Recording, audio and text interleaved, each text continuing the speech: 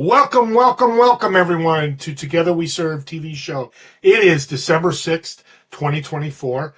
I just added the date today on my show, and my guests are so excited because you know what? Christmas is a few weeks away. We're going to talk about happiness. I want you to think about if your kids were happier in their school, happier altogether, would you be happier? Would you have less stress, less anxiety? Would your kids learn more? Would the children be smarter? Would they have a better time and have more fun? Well, that's what we're going to talk about today. The name of this show is Happy Children Learn Better. And I still am a child, so I'm excited to hear about this because I want to learn better as well, or learn more, or educate. So I love to be happy. So let's bring on our wonderful guests, Liz and Cyrina. Welcome to the show. Thank you, Steve. We're excited to be here. Audience, that's the two happiest women I've ever met. Seriously. When I first met them, they're super happy. So they live their life with this happiness. Let's start with the title of the show. And either one can start. Happy Children Learn Better. Tell us more about that. Well, when children are happy, their brains are more receptive to learning. If you think about if you're in crisis or stressed or hungry or tired, you get distracted and it's really hard to focus. So when your needs are met and you feel happy, then you are more receptive to learning and your brain's more lit up for learning. Yeah, it's fascinating because we know that when we're happy, we release dopamine. And when we release dopamine, it basically stimulates the learning centers in our brain. And also, when we're stressed, we increase cortisol. When we increase cortisol, we have decreased prefrontal cortex access and we're not making logical decisions. So I feel like there's so much in science that is showing that happiness is a key to a better life and learning better. Dope. Well, we're not talking about being dope. That's a whole different thing. When you said that, it came to my dopamine. What an interesting name. But so if children are happier, are the parents have less anxiety, less stress, all that comes with that? Well, I would say not only are the parents less stressed, but the children are teaching the parents how to manage their anxiety. At the school where I teach, I've been teaching mindfulness this is my 8th year teaching at this elementary school. And one of the parents there is also the school nurse, and she has 4 children at the school. And she told me this story of how they went hiking as a family over fall break. And she has a lot of anxiety that she carries anyway. And she was carrying a lot of anxiety that day that they went on this hike in Bryce Canyon or something, she was concerned that they wouldn't have enough water, that the kids wouldn't be able to make it, that it was too far. And one of her children, who's been learning mindfulness at the school, said, Mom, whenever I feel like this, I think about what Miss Liz said and proceeded to teach her a breathing technique. And so I think not only do the parents feel happier because their children are happier, but also the children are going to teach the adults. Yeah, and I agree. I think that as adults, we many times forget to nourish the inner child because we all have an inner child. And I think that if we could be fun and silly with children, Liz and I introduced a game for families and friends also. It's called Be Present to Catch Happiness. So we really want people to be conscious of introducing fun into their lives because I think people get so stressed out, they forget to have fun. But if you plan it, it's more apt to occur because you've got a game plan like, hey, let's be silly. And we tell the children, we're like, tell your parents to nourish their inner child and to be silly. And I love this mindfulness. And Liz, I want you, because you're a teacher, so it's really relevant, what you mean by mindfulness, because mindfulness is talked about as adults. Are you mindfulness? But in children, that's a new concept I'm new to. Talk about how you use that in the class and how effective it is. Well, you know how you can learn something from a friend or maybe even a total stranger that maybe your spouse or a friend or a parent was trying to tell you for years, and you just finally hear it, and then you go back and say, hey, this one person said what I really should do is X. And I know my husband will be like, I said that years ago, Sometimes you can't learn it for somebody who's too close, right? But going in the classroom, I always go in with the attitude that what I'm teaching is, it's like throwing spaghetti at the wall is how I like to phrase it. And hopefully one of those noodles will stick, right? So I teach a variety of tools and techniques on how to alleviate anxiety, improve focus, uplift your energy if you're feeling depleted, or calm down if you're feeling overexcited. And the tools and techniques are being taught in such a way that the problem that the child might be facing, or the challenge the child might be facing, could be at home. It could be in the classroom with the teacher. It could be in the classroom with a classmate. It could be something totally different. And by teaching the way I teach in such a way that the students hopefully will take one of the nuggets that I teach all year, hopefully more, but at least one, that they make their own and carry on for life, right? So I teach breathing techniques, there's a lot of neuroscience around how breathing techniques can help calm your nervous system, but also teaching them about mindful listening and mindful seeing and mindful eating. We do a mindful eating over the Halloween weekend. Usually I can't do that in the school now because of all like peanut allergies and things. And so we'll do that separately. So I do not only in the classroom work, but I also have a video course collection.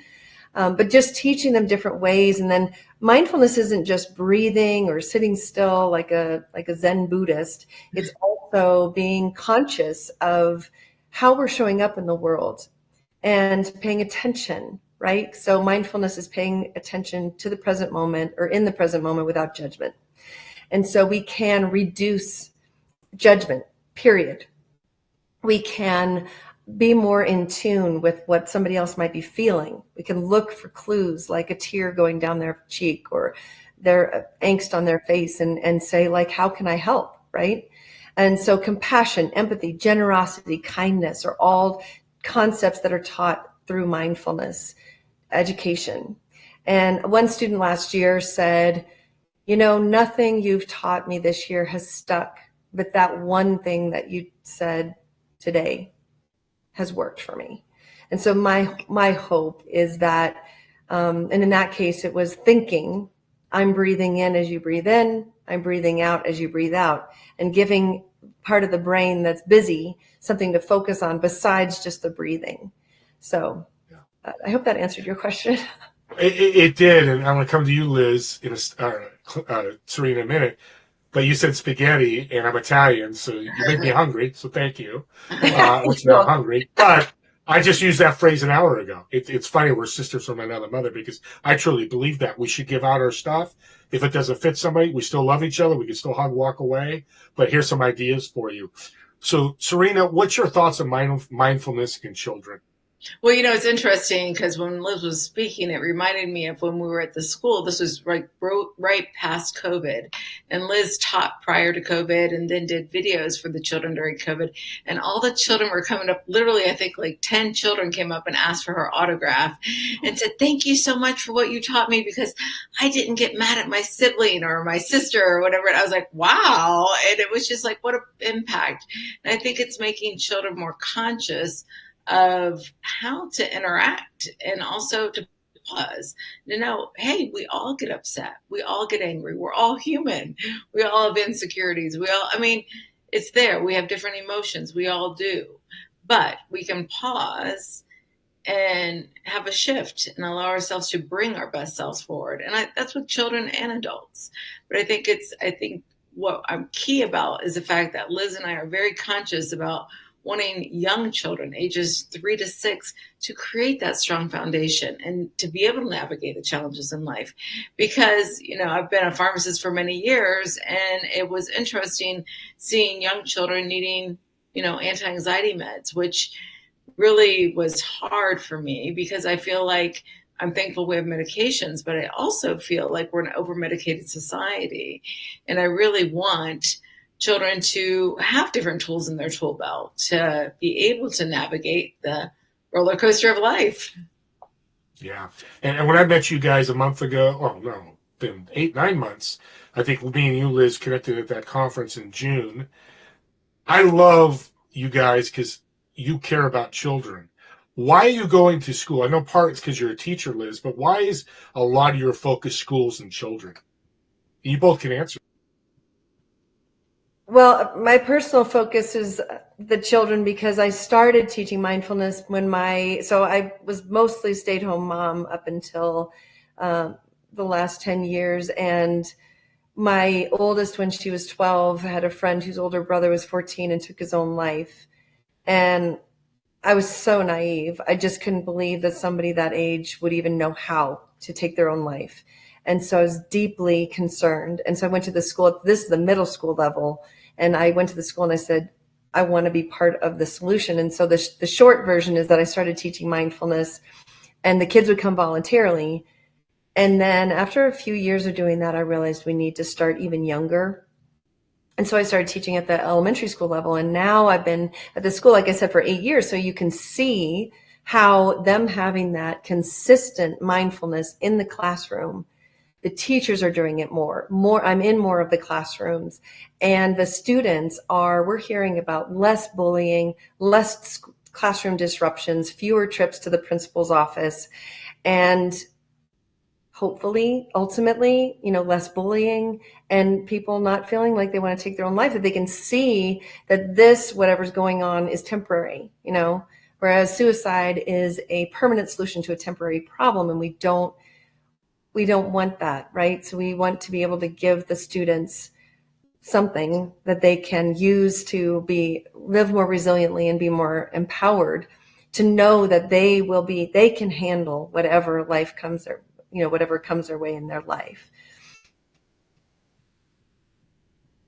Yeah, and I would say that I'm inspired to work with young children because I feel like they are going to be our future. And I really want them to know these tools, to be able to navigate life. And, I've almost died 3 times in my life. And I feel like this life is a gift, and it has a lot of challenges, unfortunately, at times. And we want children to realize, sometimes life is hard, but you have an inner strength inside of you that will move you through those challenges, and that you have a gift to share with this world. And there will never be anyone just like you. You are one of a kind, and you have a gift to share. And we really want children to realize that, to find their inner strength, and to realize that they have something to share with our world. Yeah. You give me goosebumps, both of you. I'm going to get to your story, Cyrina, because the audience needs to hear it, why you're so passionate. It's an incredible story, audience. We'll get in the next segment.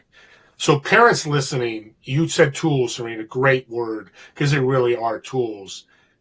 What's that journey look like when you take one of these audience's children, bring them to the school, start working with your tools? What's it look like? What's the benefit? What's the ROI? Well, we actually have an online course called Lessons from the Bright Butterfly. We're actually going to be changing the name to the Bright Butterfly Lessons. And we're really excited because we've gotten great feedback about it. And we're about to animate it so children will feel more connected to the Bright Butterfly. And we take the child through basically the life cycle of the butterfly and associate social and emotional learning skills with the life cycle of the butterfly. And so initially we have the egg, which is the mindset. And then it goes into becoming a caterpillar. And it's crawling on the leaves trying to catch happiness. And then Liz does the next part. And then it has to go into its chrysalis, right? So it wraps itself in its chrysalis. And that's when we do a lot of some of the EFT tapping, butterfly hug and tap and breathing exercises and imagining, the kids will imagine themselves in a cocoon. And then as it needs to push its way out of the chrysalis, we know that now that you cannot help a butterfly push its way out of the chrysalis or it'll die. It has to do that itself. So helping children understand that they need to be able to be strong on their own. And so we imagine pushing out of the chrysalis and spreading our wings and flying. We do some breathing exercises with that too. We get the kids up moving. Either they're sitting still or they're getting up and moving and spreading their wings and opening their arms. And there's all different, ways that we are engaging them in the process. And then once it's out of its chrysalis shell, it's once its dreams come true, one flutter at a time. And so we share tools with them to be more conscious of what they really want in their life. And we also have daily activities with the Bright Butterfly, and we encourage the children to do something every day that brings them happiness. Because we never learned this as children. I don't know if you did, Steve, but I didn't learn this, to be proactive in our happiness. And what makes you happy versus what makes me happy or what makes Liz happy, it's all very different. And so each person can design what brings them happiness and introduce it to their day. Simple little things, whether it's a 5-minute dance party or whatever it might be. We also encourage the children to do something every day that brings them health, like drinking water, eating fruit, going for a walk, exercising, riding their bike, whatever it is. And then to learn something new every day, because we want children to be able to, follow their dreams and to have a good foundation before they actually move towards, elementary school and junior high, and know kind of where their passion is. What does it look like? Go ahead, Liz. I was just going to say, kind of exploring, we put so much pressure on kids by saying, what do you want to be when you grow up? And it's like, well, I want to be happy. I'd like to be happy more than not. So we encourage them to, if their answer is, I want to be an astronaut, or I want to be a chef, or, whatever, then they can explore that concept of well, can I watch a video about that? Could I read a book about that? Could I draw a picture of what that might feel like? Can I think about what it might feel like to be an astronaut, to be a chef, and have them explore that, so they don't get all the way through college and go, gosh, I don't want to be a chef. It's a lot of work. Yeah. Yeah, and you said a very important word, pressure. I think there's so much more pressure from kids 6 to 18 before they go to adulthood now than ever. I know my dad said the same thing, and his dad probably said the same thing. We know generations change, but with technology and everything happening, how important, and I love the title Sustainable Happiness, because you could have called it happiness, and everybody would have been good. Yes, we all want to be happy, but that front word, sustainable, is so important to me. And audience, you need to hear this. Why that, and why is that important? Well, I would say that, with emotions, they go up and down. Nobody's 24/7 happy. We know this. But we also know that we can introduce things into our day that can bring more happiness, and be conscious of that. And it's a daily activity that we have to do, because it's not just going to be there. We've got to be proactive in our lives, because we're the directors of our lives, and what movie do we want to create with our lives? And I really feel like if we're proactive, we're able to have more happy moments. How about you, Liz? But what Cyrina said, but also, I have a friend who, will be on a hike or whatever, and she kind of gives me a hard time. She's like, you can't sell happiness. People can't be happy all the time. And I'm like, we're not selling happiness. We're selling the ability to feel happy more often. And so for me, I've carried a lot of anxiety as I was growing up, and we've got kind of genetic anxiety in my family. And I sort of declared to the universe or whatever, it stops with me. But in order for it to stop with me, I have to meditate every morning. I show up better for my family, for my friends, for my parents who are still living, thank goodness. I show up better because I take that time to meditate every morning, like I take my vitamin, and I've made it a priority. And so what we're hoping to do is to teach children, but also adults, how to prioritize. You don't have to be a victim. You don't have to go through life as a poor me. You don't have to go through life, mostly in suffering. You can experience more happiness, but no, you're not going to feel happy all the time. In fact, one of the classes I teach is about riding the roller coaster of emotions. And if you're feeling sad, if you want to cry, watch one of those movies that's going to make you cry and cleanse, release that manganese, Yeah. But if you're starting to feel angry, maybe you can catch yourself and make a different choice. So imagine in this climate that we're living in right now, imagine if instead of judging people on their political beliefs or their religious beliefs, or whether they wear orange or not, or whatever football team they love, instead of judging them, we could be curious and not judgmental, right? Yeah. Right. How about you, Cyrina? Well, I think that allows us to be more expansive as people. Like, are we all going to agree on everything? No, I know this. But we fortunately live in a country where we can have our opinions and that we can, feel the way we feel and be honest. But we also, it's interesting because I think that many times we can allow ourselves to be open to learning. Why does this person think this? This is very different from what I think. And they sometimes bring up things I'm like, I never thought of it that way. And so it expands the way that you think about things. And you're like, okay, I can see that perspective. And I think that so many times people are like, nope, this is the way it is. This is how I think. And, and I think if you're not open to expanding and learning, then you're going to limit your life. Yeah. I'm excited to ask this question. I don't know if I've asked you, because they were guests on my podcast. Absolutely incredible guests, by the way. This is a culture, world, result oriented. Everybody needs results. I need to know, hey, I'm going to be on this show. What's I'm going to get? So tell us, each one of you, a story of a child that you work with using mindfulness and happiness and what the result was. So will you, Liz? Oh, I mean, I see 500 kids a week. Yeah. So 8 years. That's a lot. Okay, well, I'll do two quick ones. One is from an 8th grader. I was helping out with makeup or something one day when my kids were younger. And she was like, 2 years ago, you said something I'll never forget. And I had been teaching in morning meetings. So 250 students in an auditorium that one year.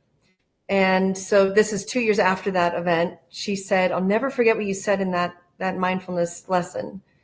You said, if you feel subconscious closing your eyes because you're worried that people will laugh at you because you're closing your eyes, close your eyes. And I thought, barely remember saying that, but you never know when something you say will affect somebody, like just teaching a 13-year-old or 12 or 13-year-old, like, don't care so much about what other people think in just one quick phrase, And then another time, and I think it's around the time that Cyrina and I returned to the school, and a child said, or this is definitely one of the testimonials, like one kid was like, I got really angry at my sister and I was going to kick her in the stomach. And then I took some deep breaths and calmed down. Wow. I'm so glad you didn't kick your sister in the stomach or whatever it was. But, I don't know the ripple effect of what we're doing, but it doesn't really matter, because if these children are getting some benefit, and if these children are showing up better, and they're teaching their parents and maybe even their teachers how to be better, the future looks bright.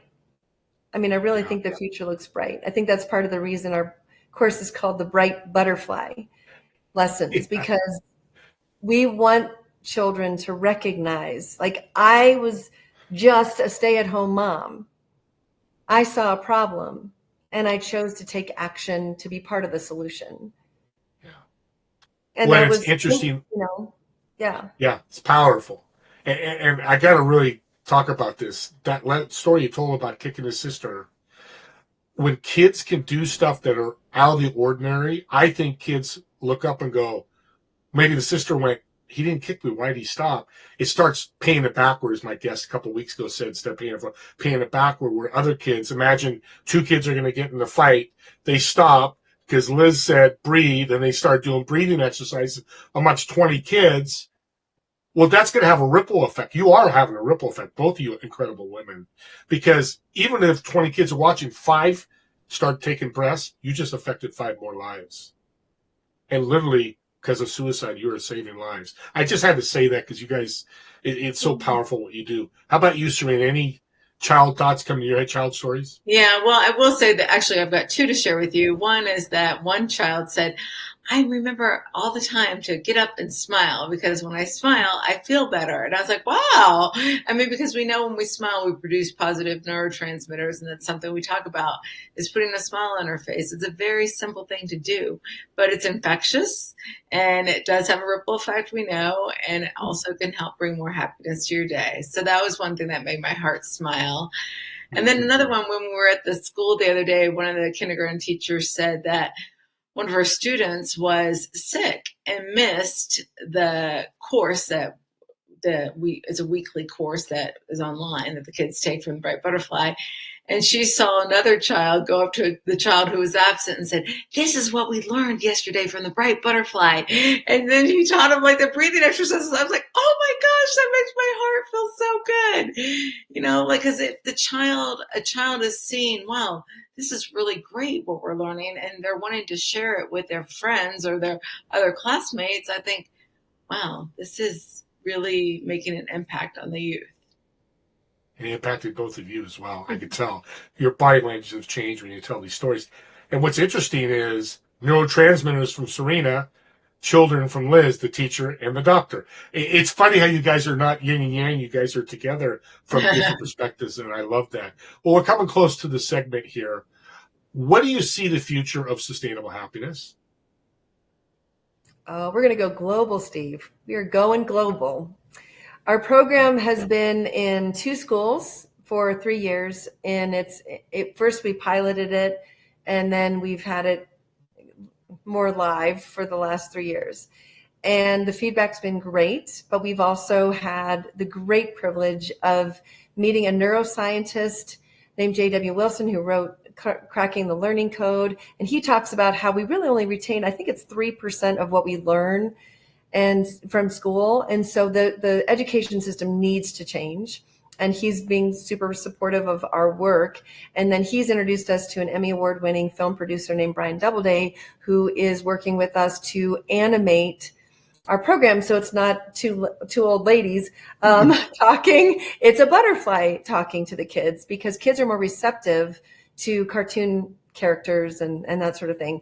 And so we're getting it animated. We're going to ultimately have it translated. Thanks to AI, we'll have it translated into languages so it can go global. And then we've also been connected with Dr. Rich Melnheim, who we're hoping will get it get it in the metaverse. So it'll be more accessible globally, and then we can just, I don't know, I mean, maybe the goal is world peace ultimately.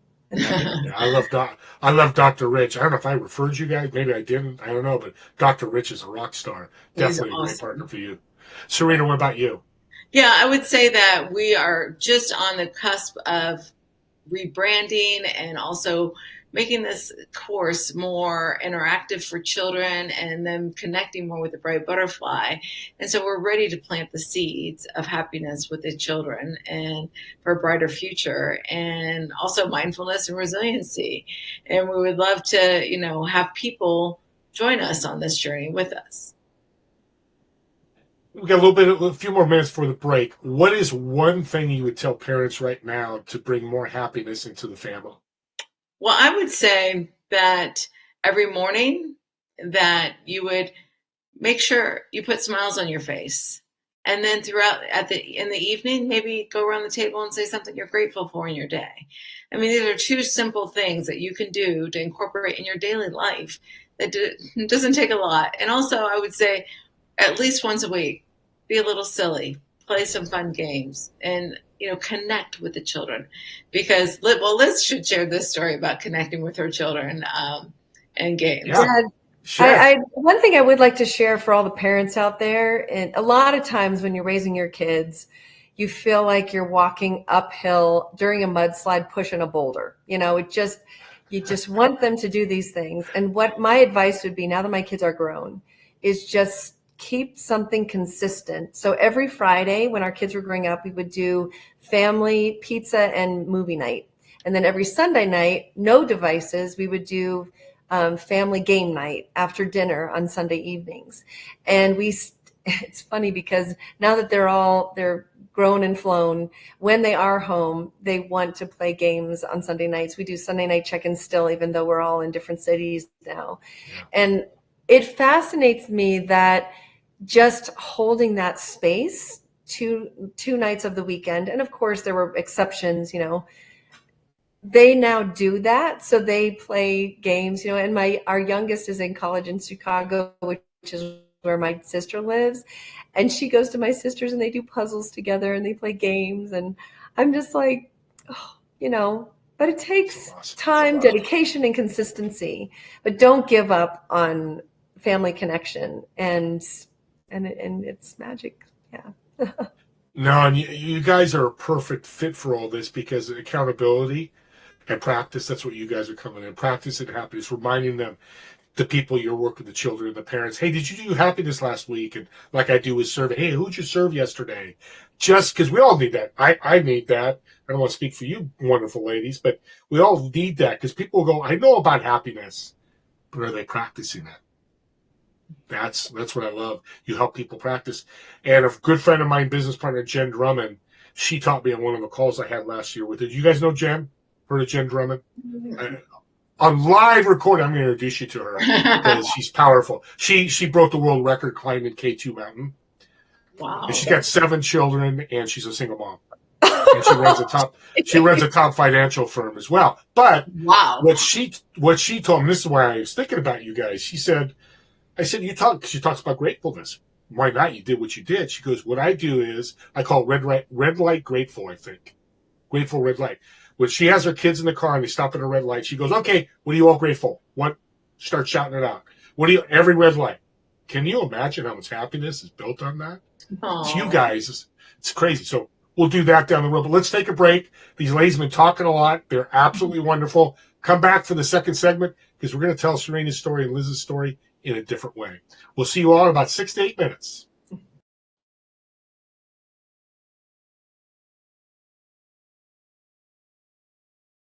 Do you want to be more calm, focused, and optimistic in the sea of chaos? Ready for resilience during the challenges we face in our days? How about being more mindful in your moments, having more gratitude for the little things in life that help bring more happiness into your relationships? Are you ready to level up and introduce tools into your life that can help you feel empowered and in control? Let us help you create a vision to design a life you would love so you do not live a life of default. We are Liz Rutledge with Sustainable 3 and Dr. Cyrina Bullard with Catch Happiness.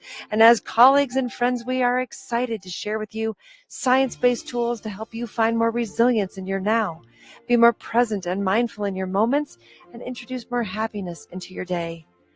Winning Wellness Experience will help you find this in your life. We just launched our course and have a very special deal for you. This life can be challenging at times, and we all know, although it is a gift, let's co-create sustainable happiness together. Go to winningwellness.learnworlds.com to register for our Winning Wellness Experience. You've got this. Welcome to our show. Together we serve. Welcome to our show.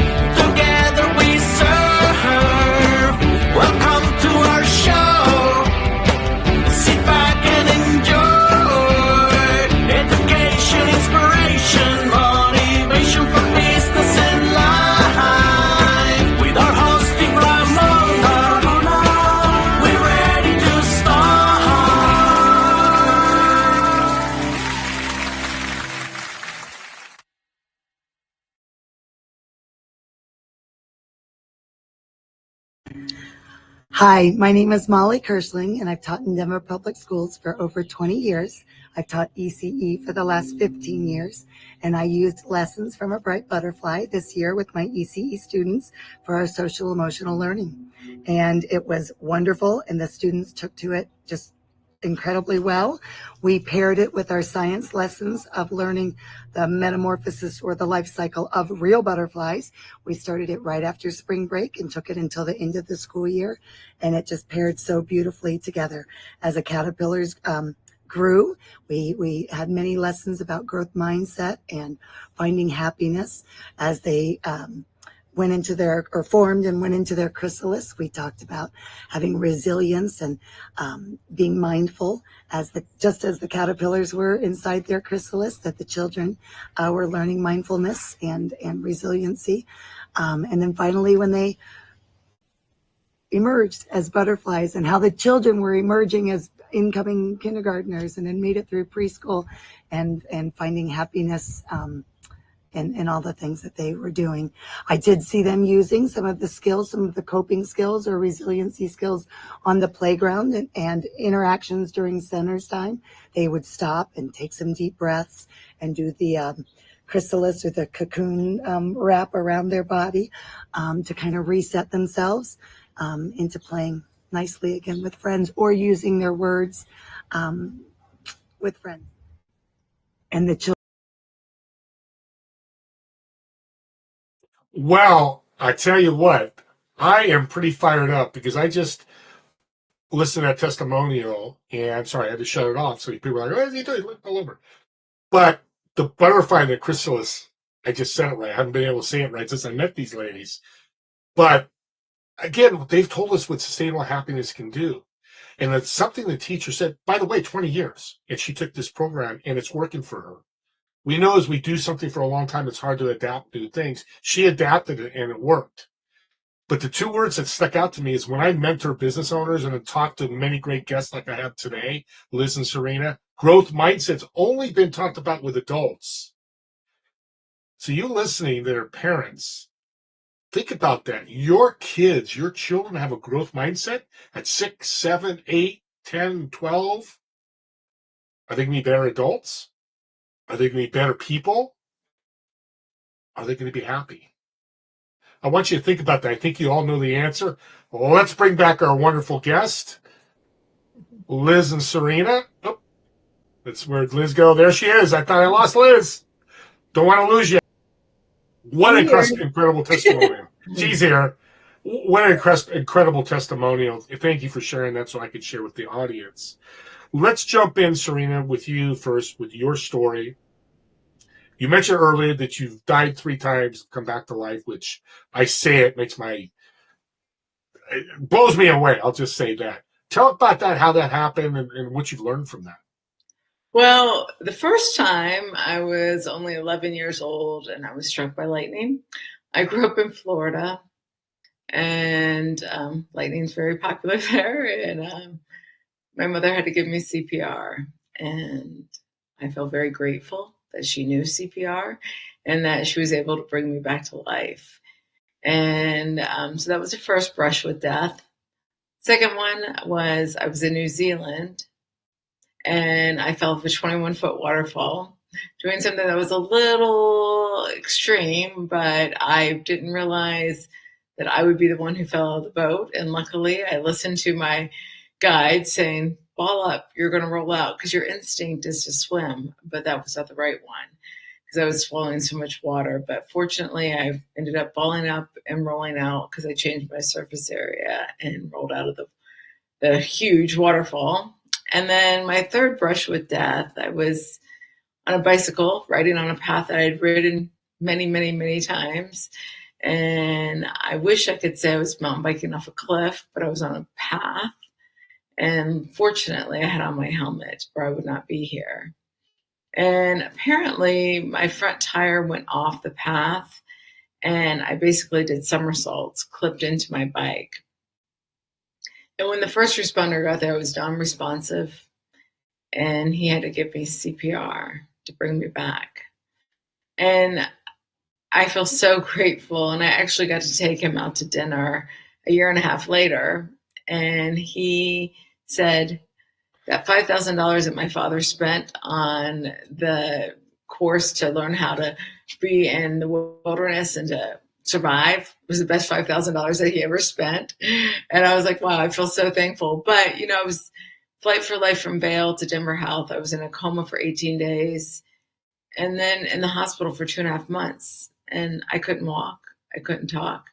I couldn't feed myself. And they told my mother that she would have to take care of me for the rest of my life.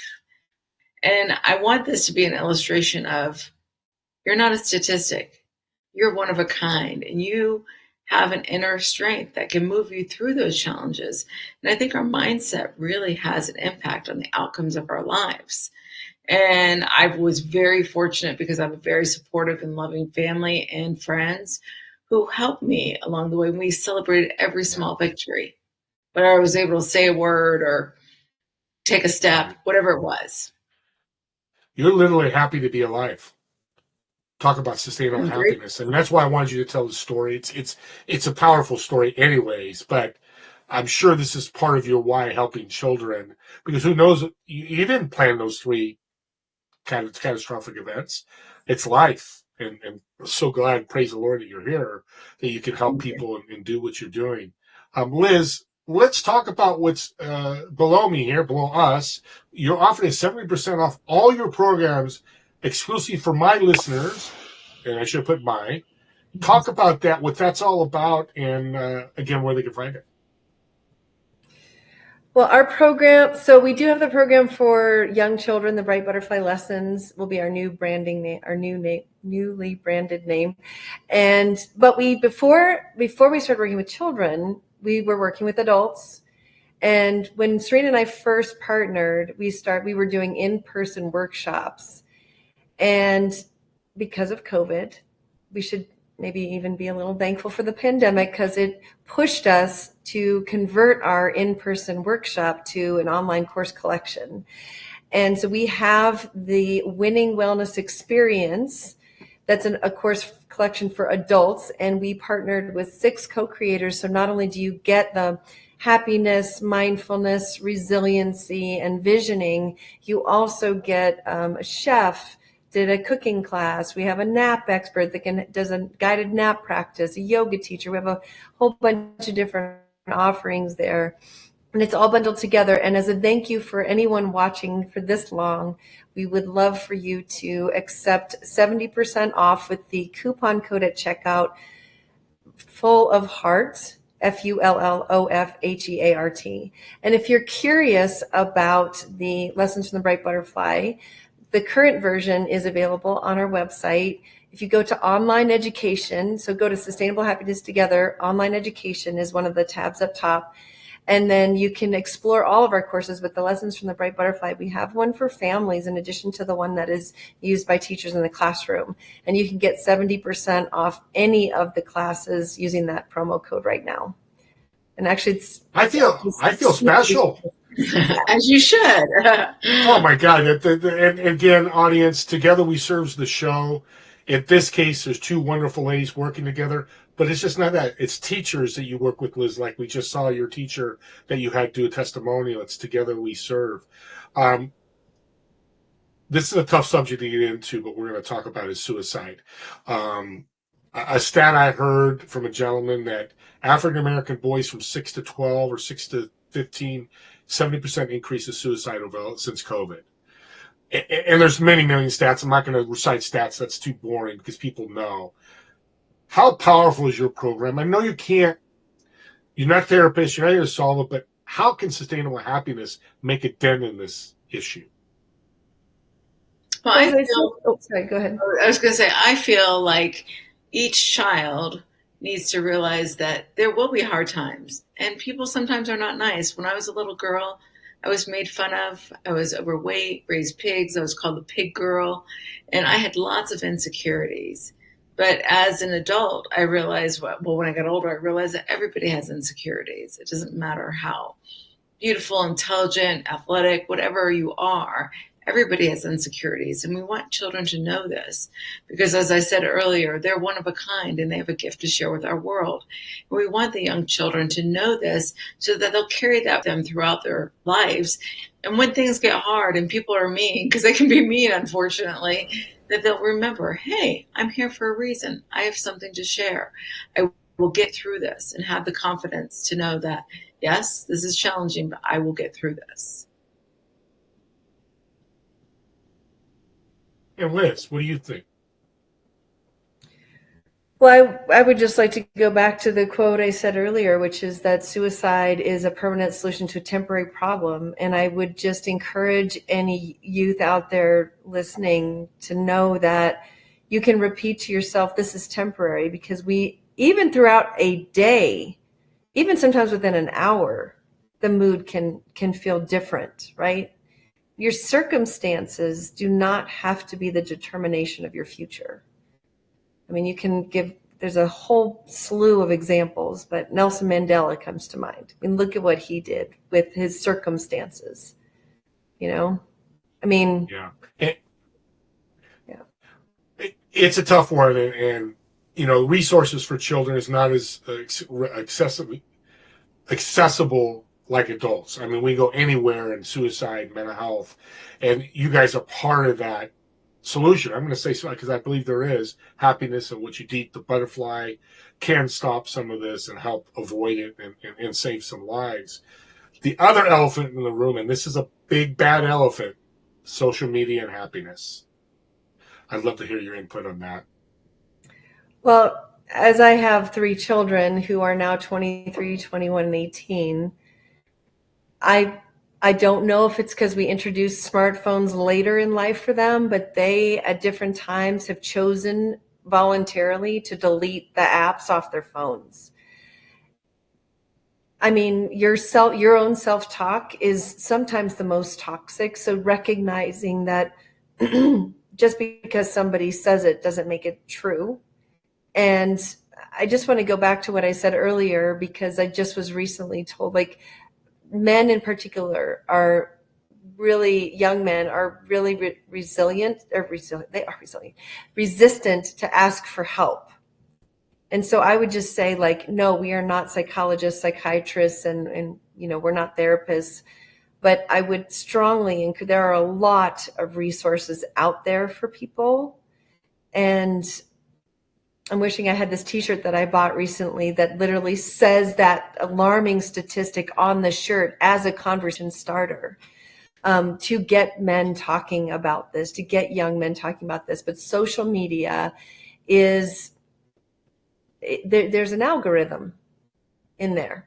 So I guess what I would say is you become like the 5 people you hang out with. You get to choose who you friend, who you don't. And what I would say is stay out of the comments section. Stay out of the comments section. You can block people, you can unfriend people. If their energy is toxic, know that you have the power. My algorithm is absolutely beautiful because I search for things like happiness and kitten videos and things that make me feel good. I don't get any of that toxic stuff in my feed. And the only time I've gotten in trouble myself with social media is when I've gone in the comments. Do not engage with toxic personalities in the comments section. That's my advice about social media. And that you can delete the app. Yeah. I mean, it's so simple, but it's not. How about you, Cyrina? What's your thoughts on social media? Well, I believe that, there's actually, I want to say I'm 95% sure it's Australia, and they're trying to make it. They passed it. They did pass it. Okay. It's they like passed it. for 16 and under. Okay, breaking news. Da-da-da-da. We got breaking news. Okay, I knew they were trying, but I didn't know if it passed. Okay, well, yeah, and that they're not going to allow social media for young children because we know that it increases depression, anxiety, and suicide. And so I want children to realize that this is just a snapshot that is portrayed of, like, this is not real life for some people. And also to know, like, maybe give yourself a time frame. Like, okay, I'm going to allow myself 20 minutes to be on social media today, because they spend hours and hours. And give yourself the gift of doing something fun outside. I mean, when I was a kid, obviously there was not social media, but we'd go outside and play games, soccer, softball. We would just run around the neighborhood and have fun and be silly and get exercise and breathe in the fresh air. I mean, I know now we have to be conscious of, kids being outside by themselves, but, have fun. And sitting in front of the computer and looking at social media is not going to help facilitate that. And also, another thing about happiness, we know that creating connections with live people, not social media friends, but with live people, and having that connection brings more happiness. So I think that we should, allow children to know, like, hey, you can have a friend and you can, whatever you like to do, whether it's, doing art, playing games, exercising, whatever it might be, you can create it. All right, Cyrina just locked her, and I've got one more thing for you. Got a question. Drum roll. Who's happier, Liz or Cyrina? Which one of you is happier? I think it depends on the day. I think It depends on the day. There you go. It was a trick question. You answered it. I think Liz is going ahead. That was a trick fun question because nobody should ask that question. Happy is happy. Whether you're happy here, happy, just be happy. Because we're coming to the end here. God, time flew, and I kind of knew it would. These ladies are brilliant. So what's the best way to connect with you, ladies? I think if you'd like to learn more, we're going to be doing a crowdfunding campaign to help fund the animation of our new program. And I would love for people to share that far and wide, but it's not quite ready yet. So if you are curious and interested, please shoot us an email at info@sustainablehappiness.together.com and just put in the subject line, "Fund It Baby," or heart, full of heart, or something like that. How about full of heart? Let's do full of heart, since that's the promo code. In the subject line, do full of heart, and just let us know if you would like to be included in our newsletter when we announce the crowdfunding campaign. And we're thinking, like, if you could donate $5, $8, $10 or share it with your networks, we're going to be able to fund this quickly and get this out there so we can support as many children as possible. Yeah, we're excited. And I want you to keep. Yeah, I want to make sure happiness ESS. Okay, I'm going to add it right here just so people can see it.